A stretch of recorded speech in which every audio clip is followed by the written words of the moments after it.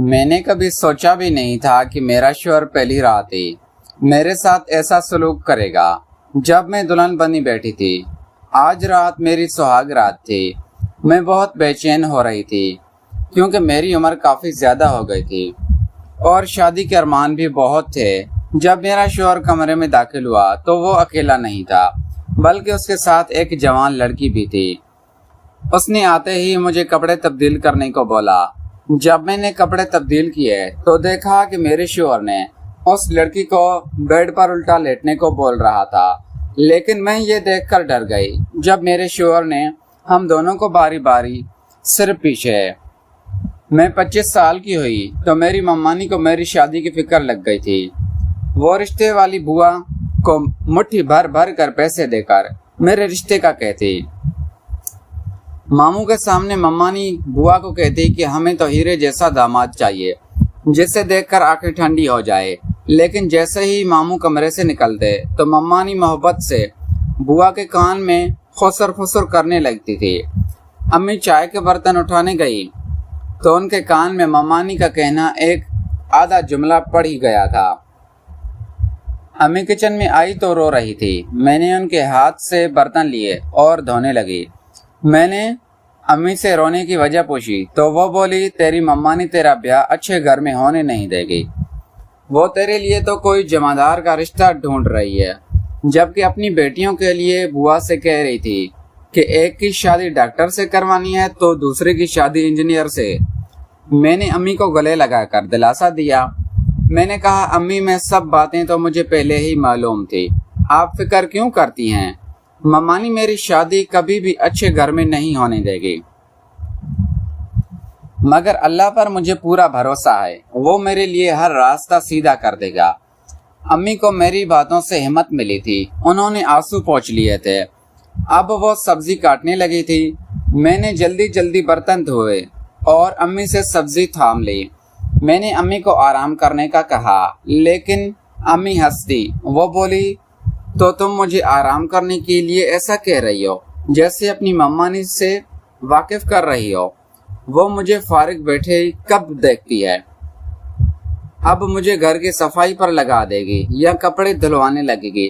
امی ٹھیک ہی کہہ رہی تھی، اس لیے میں نے امی کو سبزی واپس تھما دی تھی کیونکہ یہ قدر قسمت والا کام تھا، اور میں خود باہر نکل گئی۔ میرے ماموں کی بڑی بیٹی فاطمہ مشین لگا چکی تھی۔ یوں ہی دن بیتتے گئے اور میرے لیے نت نئے رشتے آتے۔ کبھی کسی رنڈوے کا رشتہ آتا تو کبھی امی بیٹھ کے روتی رہتی۔ جیسے ہی ماموں کو رشتے کی خبر ہوئی وہ فوراً ہی انکار کر دیتے۔ اب ممانی کا اصرار بھی بڑھنے لگا تھا۔ ماموں بھی ہمت ہارنے والے تھے۔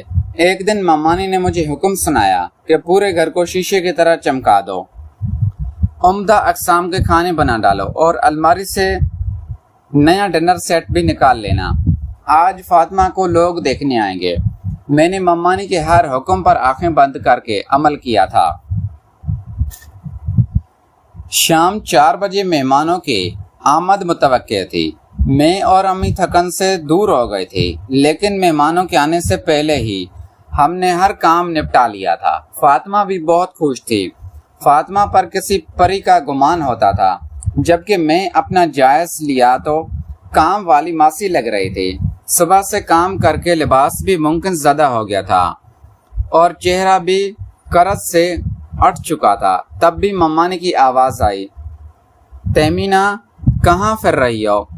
کباب فرائی کر کے لے آؤ۔ امی نے مجھے زبردستی بھیج دیا تھا۔ وہ بولی تھی کہ اگر تم نے ممانی کی بات نہ مانی تو مہمانوں کے سامنے ہی تمہاری شامت آ جائے گی۔ میں دل ہی دل میں اپنے میلے لباس پر شرمندہ ہوتی گئی، آگے بڑھتی گئی تھی۔ میں نے کمرے میں داخل ہو کر سلام کیا تو مہمان عورت نے جھٹ سے اپنے بیٹے کے کان میں کچھ کہہ ڈالا تھا۔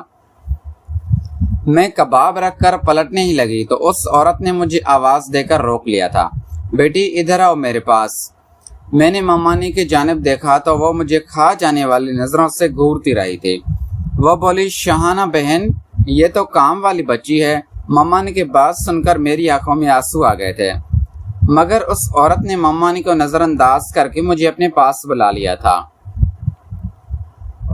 پر اس عورت نے اپنے شوہر سے کچھ مشورہ کیا۔ وہ مرد ماموں سے مخاطب ہوا تھا، جمشید اگر اس بات کا ہمارے کاروباری رشتے پر کوئی منفی اثر مرتب نہیں پڑتا تو میں اس بچی کا ہاتھ اپنے بیٹے کے لیے مانگنا چاہتا ہوں۔ ماموں بڑی خوشیوں سے بولے، نہیں نہیں بھائی، آپ بے فکر رہیں، مجھے فاطمہ اور تہمینہ دونوں ہی ایک جیسی ہے، پھر سب کچھ بیٹیوں کے لیے تو طے ہوا ہے۔ میں نے ایک نظر شاہانہ آنٹی کے پہلو میں بیٹھی لڑکی پر ڈالی تھی۔ وہ بلا شبہ بڑا حسین مرد تھا۔ مہمانوں کے جانے کے بعد ممانی نے گھر میں خوب فساد برپا کیا تھا کہ ماموں فون کر کے اس رشتے سے انکار کرے، مگر انہوں نے ممانی کی ایک نہ سنی تھی۔ امی الگ شرمندہ سے پھر رہی تھی، میں بھی فاطمہ سے نظر ملانے کے قابل نہیں رہے تھے۔ میں فاطمہ کے کمرے میں داخل ہوئی تو وہ اپنے موبائل پر مصروف تھی۔ میں بولی، فاطمہ میں تم سے بہت شرمندہ ہوں، میں نے یہ سب جان بوجھ کر نہیں کیا۔ میری بات مکمل ہونے سے پہلے ہی فاطمہ بول اٹھی تھی، ارے ایسی بات شرمندہ ہونے کی کیا بات ہے، بلکہ امی کی وجہ سے تو میں شرمندہ تھی، وہ تمہارے لیے کیسے رشتے ڈھونڈ رہی تھی، میں ان سب چیزوں سے بے خبر نہیں تھی۔ پیارے دوستو، اگر آپ کو یہ ہماری کہانی پسند آئی ہے تو اس ویڈیو کو لائک کریں، چینل کو لازمی سبسکرائب کریں۔ ملتے ہیں اگلی ویڈیو میں۔ Thanks for watching.